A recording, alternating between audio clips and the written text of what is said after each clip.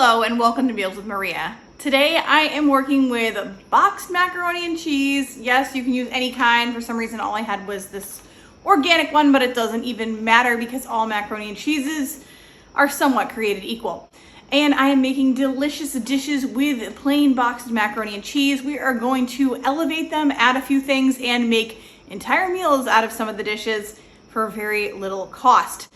Boxed macaroni and cheese is so inexpensive. You can get a Walmart brand for like 30 something cents. Which changes regularly these days with inflation. So that's why I don't know the exact cost, but they're cheap and you can kind of add stuff to it to make an entire meal. Last time I did a video like that, you guys loved it. So I figured I would make some more boxed mac and cheese recipes to add to your meal plan.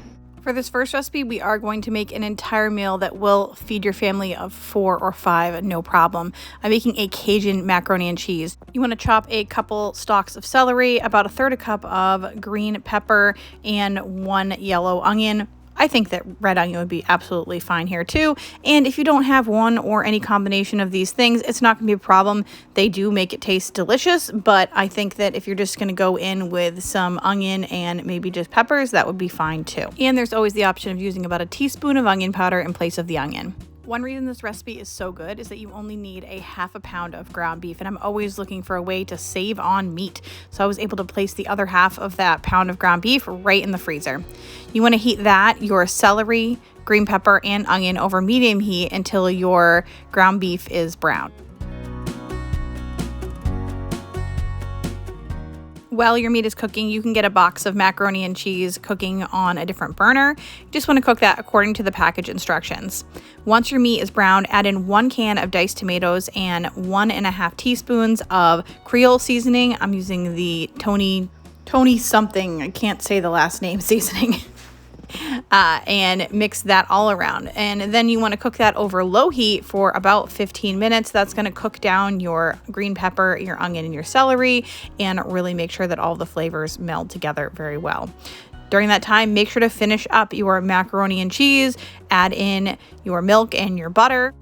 And once your onions and your peppers are all cooked down and that 15 minutes has passed, go ahead and pour that macaroni and cheese right into your ground beef and vegetable mixture.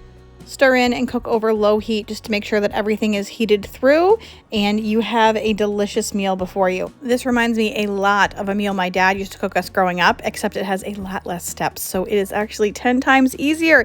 And if only he had known, he could have just made this with the boxed mac and cheese and we would have been all set. It is absolutely delicious. I liked mine with a little bit of sour cream. That was awesome. For this next one, we're going to make something special for Julian. He loves a buffalo chicken mac and cheese, and I told him I think I can make this at home with boxed mac and cheese. We are going to, yet again, follow those package instructions and get everything started, mix it on up, and then we're going to add 1 can of canned chicken. This is also a great meal to use leftover chicken or rotisserie chicken, really any type of shredded chicken that you have, or diced chicken for that matter. It's as simple as mixing the chicken in and adding about a tablespoon of whatever hot sauce you like. You can also up that to 2 or 3 tablespoons depending on how spicy you like it. He said, I want buffalo chicken mac and cheese, but I don't want it too spicy. So I just added a little bit and it definitely gave it a little bit of flavor. So I'm going to leave that up to you. Make sure to taste it because it's already fully cooked and everything. So you will know what you like when you try it.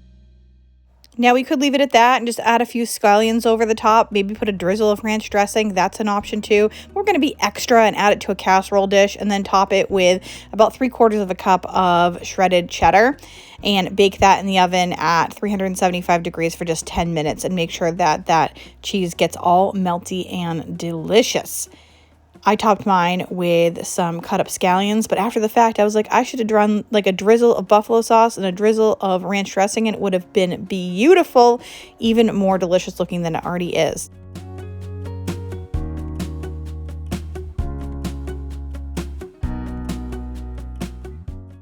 Julian was a huge fan, and I liked this quite a bit as well.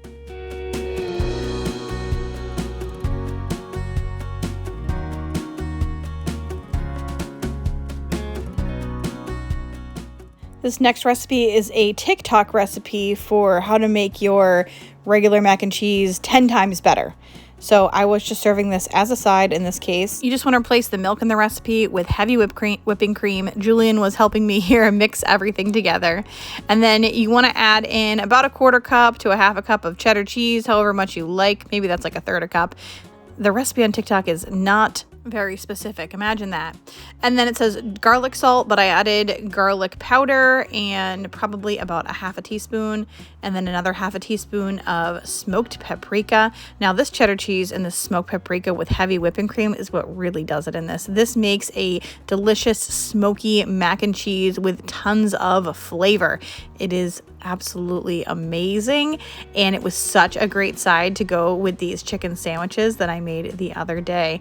I will put the video up for this chicken sandwich right here. I want to thank you so much for watching today. Make sure to like this video and subscribe so that you can see all of my future videos. I am posting 3 times a week these days. I want to thank you again for watching and being here, and I'll see you very soon.